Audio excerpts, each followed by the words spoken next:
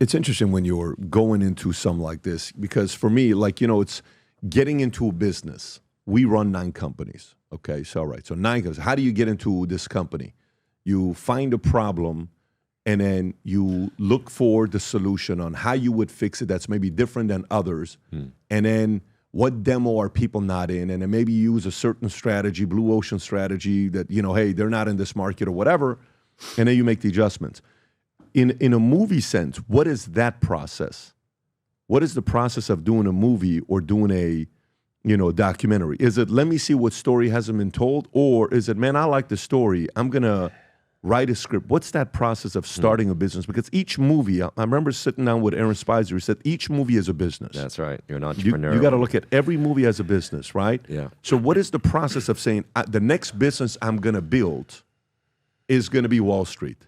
The next business we're going to build is going to be XYZ. What is that process? Well, that's the way you think, and that's what movies are a bad deal. I mean, every time you have to make a new business every few years, it doesn't work. You make a movie and they don't accept it, they don't understand it. It's ahead of its time, behind its time, whatever. It's not that easy, So you spend 2-3 years of your life making a movie. I don't think it's an economical business. I wouldn't go into it for that reason. You go into it as an artist, and frankly, you say, I want to make this. It's my passion is here. It's the most important thing in the world to me right now, and blah, blah, blah. But there are people that look at it just as a business, Yeah. and they're very mercenary, and they just take whatever the gig is, and I think that's the really hard thing to navigate. I mean, Scorsese always said he did one film for himself and one film for Hollywood, right? It's like a compromise. One film for himself and one film for Hollywood. Right. And Hollywood is the money one, for himself is the art. Right. That's what he said, at least. Interesting. Basically, would you agree with that? Like that format? No, it didn't work for me. It doesn't work for me because you have to have a certain. He does what he does. You have to admire him. He was my teacher at NYU. Scorsese. He's lasted this long, and he's great. Yeah, he's good. And listen, he's made his deal. He's found his way. You're a disagreeable man is the feeling I get, which is needed to be a strong man. No, that's a compliment. I don't say that in a. Because the only reason you would be willing to do, entertain these documentaries or movies is because you don't give a shit what the market thinks. Well, you're trying to find out what you're interested in, right? In my impression of it. I follow my heart. Yeah, that's exactly the point. So to me, one of the qualities of an alpha male is that you disagree, you debate. You're like, no, I don't know if I agree with that. I don't think that's the right way to go about it, right? Yeah. So when you did go through Scorsese and you're learning from whoever it is, were you at any point as a young man coming to wanting to get into space? I don't know if I agree with that. I wouldn't do it that way. Did you have those moments as a young man in his class? Not then, no, because I was learning the trade. I was paying attention. How about later on? Well, no, his dad used to say, right, is that your dad used to always come out of the movie and say, we could have done it better, right? And so your dad kind of put that into your mind of starting to think about maybe how you would have done a film differently. Yeah, my father would always talk about we could have done it better, meaning there was something wrong with a hole in the movie, the hole in the story, the logic of it. But that you become too logic ridden, and sometimes that undercuts you. And that's happened to me. I made films so, in a way, they wound themselves into a knot by the third act, and then you got to get out of the knot. So your father, you're talking Louis, your grandfather Louis? Okay. So I just looked it up right now. He passed away March 16th, 85. Right. Next year it'll be 40 years. What movie did he get a chance to see?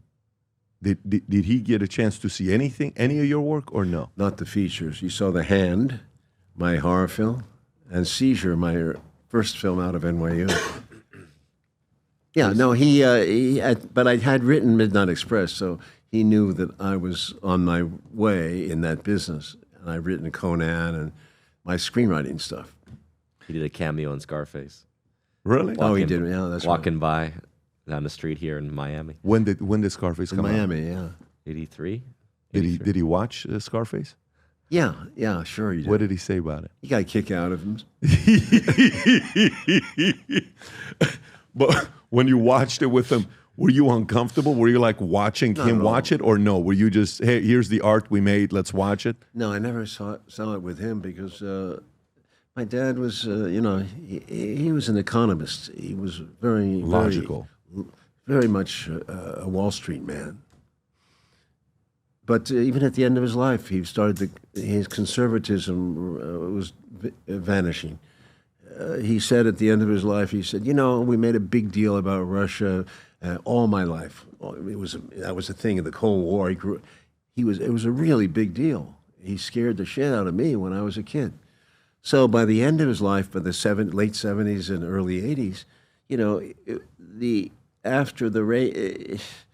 Reagan, it's true, he was in the middle of the Reagan era, but even Reagan started to let up after the near scare of Able Archer in 1983. We had a near nuclear war with Russia. It was ridiculous. It was out of fear. And after that, if you remember, Reagan and Gorbachev got together in 86 and started the whole process of détente, which we've forgotten about. But we almost had a moment when we banned nuclear weapons completely from the earth. That almost happened. They'd reached a friendly moment when Reagan was a very affable man that way. And he said, why not? He said, why not? Why don't we get rid of them? And then, of course, the guys on that's my father, and the guys behind him said, no, you can't do that, you can't. But George Shultz was in favor of that. He was the Secretary of State at that time.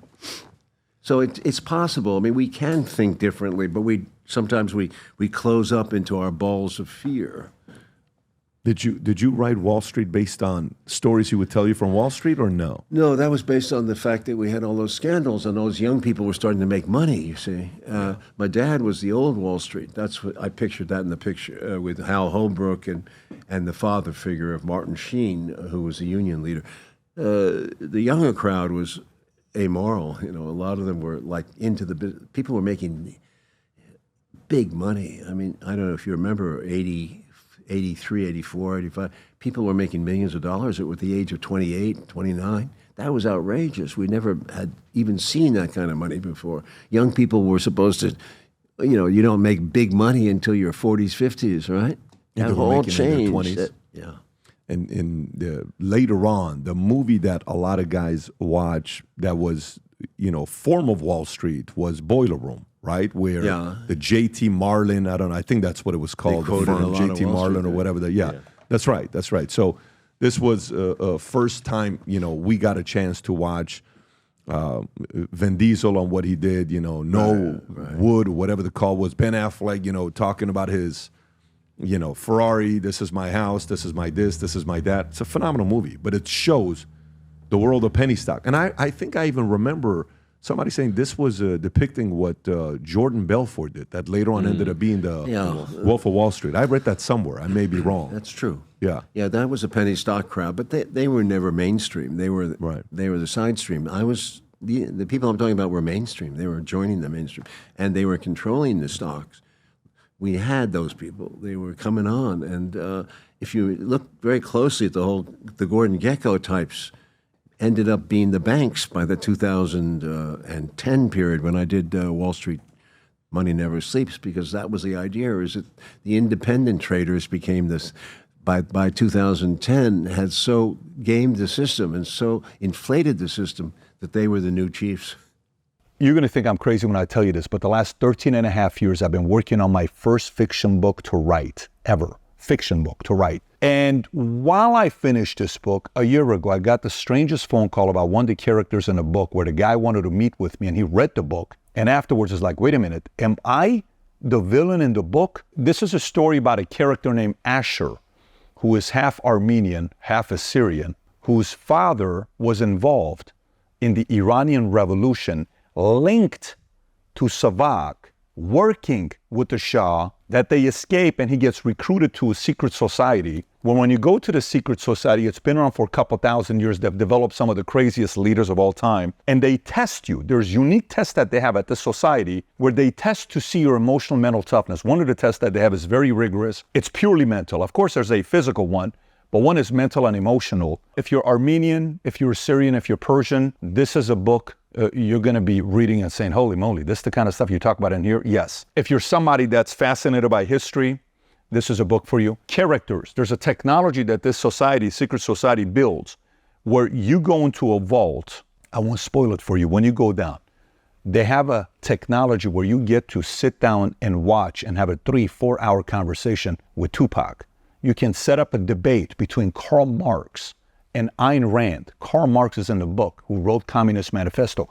Ayn Rand, who wrote Atlas Shrugged, is in the book. Marilyn Monroe explains the concept of seduction and sex in the book. When you read the book, it's about development of the next leaders in the world and how they do it and how they've been doing it for many years. And it's also about how to prevent the end of civilization and how this organization goes about doing it. So I've never written a parenting book before, but if I ever wrote a parenting book, this is the closest thing to it because it's all mindset, a lot of crazy stories. Again, 13 and a half years. Trust me, I told myself I will not publish this book until I sell my insurance company and I'm fully disconnected from it, where it's no longer my responsibility 100%. When you read this, if you're a creative person, if you like fiction books, if you enjoyed Atlas Shrugged, or if you enjoy Divergent, if you like books like that, I think you're gonna enjoy reading this book. It's the creative side.